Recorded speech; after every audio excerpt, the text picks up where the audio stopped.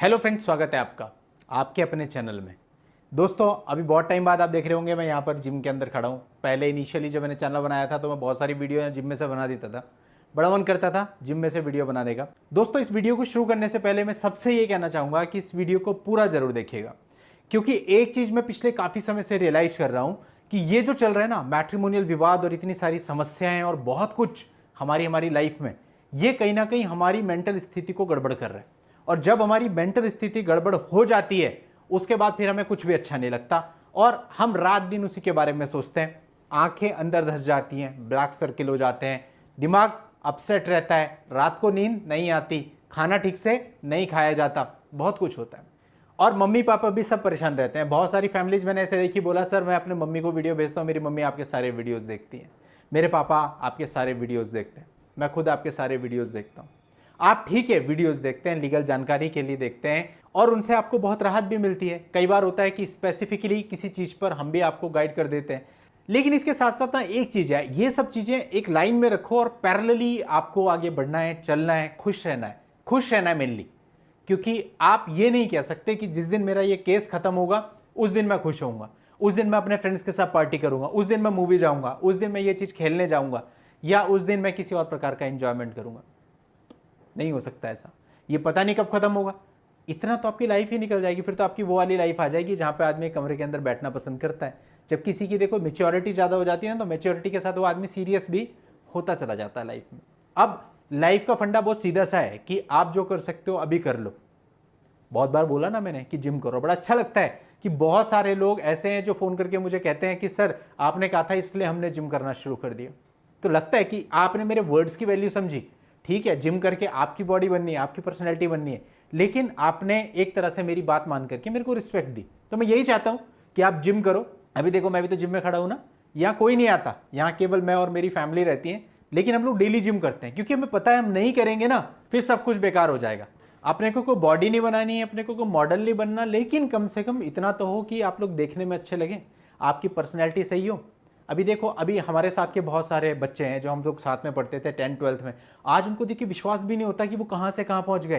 तो ऐसा आपको नहीं बनना है, आपको बिल्कुल टिप टॉप बन के रहना है और अपने परिवार में हंसी मजाक करनी है, माहौल खराब नहीं करना, इन सब चीज़ों की वजह से आपस में नहीं लड़ना। आपने क्वेश्चन की पिटीशन हाई कोर्ट में डाल दी, अब आपके हाथ में है क्या कब लिस्ट होगी? आपके हाथ में नहीं है ना। अब रात दिन उसी के बारे में सोचते रहना कि कब लिस्ट होगी, कब क्या होगा, कब डेट लगेगी, क्या फ़ायदा है? हो सकता है 2 महीने बाद आपका नंबर आ जाए, हो सकता है 3 महीने बाद आए, लेकिन हमेशा उसी के बारे में सोचते रहने से क्या होगा? क्वेश्चन की पिटीशन डाल दी, भूल जाओ, अपना लाइफ को एंजॉय करो, घर पे बातचीत करो। हंसी मजाक में ना जीवन का सार है और आप कुछ देर के लिए सारी समस्याएं भूल जाते हैं। देखिए मैं आपको बताता हूँ, जब हम लोग छोटे थे ना तो उस समय पे हम बहुत इंजॉय करते थे और उस समय पे चूंकि मोबाइल का इतना ज़्यादा प्रभाव नहीं था। मेरी जो 12th क्लास है वो हुई थी 2003 में, तो 2003 में जो होता था ना एक अलग ही वो था। मतलब इतनी गंदगी नहीं थी, दिमाग इतने ज़्यादा पॉल्यूट नहीं थे। दिमाग पॉल्यूट हुए जब से मोबाइल फ़ोन आया, उसमें गलत चीज़ें लोग देखते हैं, सबका दिमाग पॉल्यूट, सोच पॉल्यूट, किसी को देखते हैं, किसी लड़की को भी देखते हैं तो गलत तरीके से देखते हैं, गलत नज़रिए से देखते हैं। लाइफ में सारी चीज़ें होती हैं एज के हिसाब से। अब हम लोग स्कूल में थे, कॉलेज में थे, उस समय पे भी लोग फ्लर्टिंग करते थे, लड़कियों के पीछे जाते थे, उन पर कमेंट पास करते थे, लेकिन ना उसमें फिर भी क्लास होती थी। ऐसा नहीं होता था जैसा आज के समय पे है। और वैसे भी 90s वाले लव की तो बात ही अलग है। वो लव स्टोरीज आज भी देख करके कितनी अच्छी लगती हैं, वो गाने लोग आज भी सुनते हैं, कुमार सानू के, अलका याग्निक के। और उस समय पे मैंने देखा लड़का लड़की जो प्यार में पड़ते थे ना, उनकी बात अलग होती थी। मतलब वो गलत नहीं सोचते थे एक दूसरे के बारे में, उनका प्यार ऐसा होता था। वो खत खत में एक मूवी भी आई थी ना, मैं नाम भूल गया, संजय कपूर था उसमें, वो मूवी आई थी ना, वो लेटर में उनको लव हो जाता है, वो फ़ोन पे लगे रहते हैं, घंटों वेट करते हैं। ये सच में भी होता है, मैं आपको बता रहा हूँ, प्रैक्टिकल एक्सपीरियंस से बता रहा हूँ।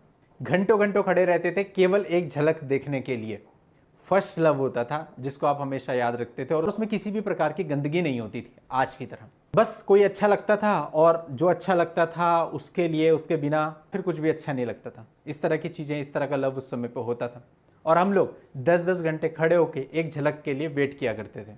अब यहाँ पर आप लोगों में एक बात बता दूँ, ये आपकी भी जिम्मेदारी बनती है कि वीडियो मेरी वाइफ के पास बिल्कुल भी शेयर नहीं होना चाहिए, वरना कल से मैं आप लोगों के लिए वीडियो नहीं ला पाऊंगा।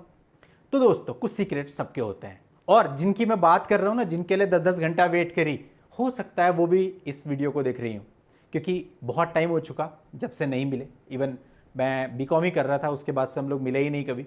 लेकिन चूंकि मैंने आपको जैसे बताया हमेशा याद रहती है और अभी भी मुझे कहीं रास्ते में दिख जाए ना तो मेरा मन करता है कि मैं बात करूं, लेकिन फिर मुझे लगता है कि अगर मैं बात करूंगा तो कहीं ऐसा ना हो कि वो गुस्सा मान जाए, तो मैं बात नहीं करता, मैं दूर से देखता हूं और निकल जाता हूं। और सबसे बड़ी बात, आज के दौर में भी वो सोशल मीडिया पे नहीं है। बताओ, एक आईडी बनी हुई है, वो आईडीज एक्टिव ही नहीं है, इंस्टाग्राम पे भी एक्टिव नहीं है, फेसबुक पे भी एक्टिव नहीं है, डीपी में करीना कपूर की फोटो लगी है। बताओ जी मैं क्या करूं। तो आज मैंने आपसे शेयर कर दी अपनी स्कूल टाइम की स्टोरी। खैर, हो सकता है किसी दिन ये वीडियो वहां तक पहुंच जाए तो उनको पता चले। मेरा नंबर स्क्रीन के नीचे लिखा है, उस पर व्हाट्सएप कर देना मैम। अच्छा दोस्तों, जो नौकरी होती है ना हमारी, नौकरी और वाइफ लगभग दोनों एक जैसी होती हैं। दोनों में देखो समानता बड़ी है। अगर आपको नौकरी मिल गई तो आप नौकरी को छोड़ नहीं सकते क्योंकि वहां से आपको सैलरी मिलती है। पत्नी मिल गई, पत्नी को भी आप आसानी से छोड़ नहीं सकते। नौकरी एक होती है, साथ में दूसरी नहीं कर सकते, पूरा दिन वहीं पे लग जाता है। इसी तरह से जब पत्नी एक होती है तो 494 आईपीसी, दूसरी नहीं रख सकते। और हमेशा एक चीज देखना, आदमी की एक टेंडेंसी होती है, अपनी नौकरी उसे कभी अच्छी नहीं लगेगी, दूसरे की नौकरी अच्छी लगेगी। अब दोस्तों कई बार होता है हम शादी ब्याह करते हैं तो वहां पे बहुत सारी चीजें लड़के वाले लड़की वाले आपस में तय करते हैं, तो कई बार ना मिसअंडरस्टैंडिंग भी हो जाती है। एक बार लड़की वालों ने पूछा कि भाई लड़का क्या करता है, तो लड़के वालों ने कहा जी हमारा बेटा तो पायलट है। शादी हो गई, शादी के बाद में पता चलता है कि लड़का शादियों में ड्रोन उड़ाता है।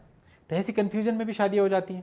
दूसरा दोस्तों, हमारे समय पे ना एक और चीज़ थी, मल्टीप्लेक्स नहीं होते थे, तो हम लोग मूवीज़ देखने के लिए हॉल में जाते थे। अब पूरे शहर में गिने चुने हॉल होते थे तो बड़ी भीड़ लगती थी, वहाँ टिकट लेने के लिए बड़ी जद्दोजहद होती थी, कोई अच्छी मूवी लग जाए। अभी बहुत सारे मल्टीप्लेक्स हैं। हाल ही के कुछ दिनों पहले सनी देओल के बेटे करण देओल की मूवी आई, पहली मूवी थी पल पल दिल के पास, तो मुझे लगा यार देखनी है। सनी देओल अभी तक मेरा फेवरेट हीरो रहा है, तो मैंने कहा यार उसके लड़के की मूवी है तो मैं जरूर देखूंगा। सनी देओल की मूवी देखने में मजा भी बहुत आता था, तो खैर मैं चला गया करण देओल की मूवी देखने। अभी मैं बैठा हूँ, बहुत ज़्यादा भीड़ नहीं थी, मेरे पीछे कुछ लड़के बैठे हुए थे और ना एक अलग अंदाज था। एक उस समय पे ये होता था कि यहाँ हीरो है सनी देओल और वो कुछ भी कर सकता है, वो कितने लोगों को पीट सकता है, कुछ भी कर सकता है। अब वही चीज़ ने कहीं ना कहीं मैं मोटिवेट किया कि हम उनके बेटे की भी पिक्चर देखें। अब पूरी पिक्चर हो गई, आखिरी में फाइटिंग सीन आया। फाइटिंग सीन में मुझे याद है कि गुंडे ने उसको पकड़ा हुआ होता है, तो बोलता है अगर उसे कुछ हो गया तो मैं तुम्हें जान से मार दूंगा। तो मेरे पीछे लड़के बैठे हुए थे कुछ, उस सीन को देख करके वो लड़के चिल्लाए जोर से, अरे इन्हें पता नहीं है इसका बाप कौन है। तो मजा होता है एक जीवन का, वो लेना चाहिए हमेशा। अब एक पति किसी मामले में उसको जेल हो गई, अब वो जेल में 12 साल वो जेल में रहा, मैले कुचैले कपड़े, हालत खराब, 12 साल के बाद छूटा। अब किसी तरह से घर पे पहुंचा, तो घर पे जब बीबी ने देखा तो वो देखते सार चिल्लाई उस पर, बोली कहां थे तुम इतनी देर से, 2 घंटे हो गए तुम्हें जेल से छूटे हुए। आदमी वापस जेल चला गया। अभी एक कपल, हस्बैंड और वाइफ, कोर्ट में चले गए डाइवोर्स लेने के लिए, 3 बच्चे उनके साथ। अब जज साहब ने पूछा कि भाई तुम्हारे 3 बच्चे हैं, कैसे कस्टडी का कैसे करोगे, 3 बच्चे कौन किसके पास रहेगा, एक के बाद 2 रह जाएंगे, एक के पास 1 हो जाएगा। तो उन्होंने कहा ठीक है जज साहब, फिर हम अगले साल आते हैं। तो उन्होंने हैरानी से पूछा अगले साल, बोले हाँ एक और लेकर के आएंगे। तो दोस्तों ऐसे ही आपकी भी कुछ भूली बिसरी यादें होंगी पुरानी, जिनकी आपको याद आती होगी, तो उन अच्छी यादों को याद कीजिए, अच्छे तरीके से रहिए। मैं भी यही कर रहा हूँ, उसकी याद में कुछ इस तरह खोया हूँ, आंसू नहीं आ रहे थे तो प्याज काट कर रोया हूँ। तो दोस्तों हंसी मजाक कीजिए, खुश रहिए, बहुत कुछ है जीवन में खुशी हासिल करने के लिए। चलिए दोस्तों, आज की इस वीडियो में इतना ही। नेक्स्ट वीडियो में दोबारा आपसे मिलता हूँ, तब तक के लिए good bye and thank you for watching, take care.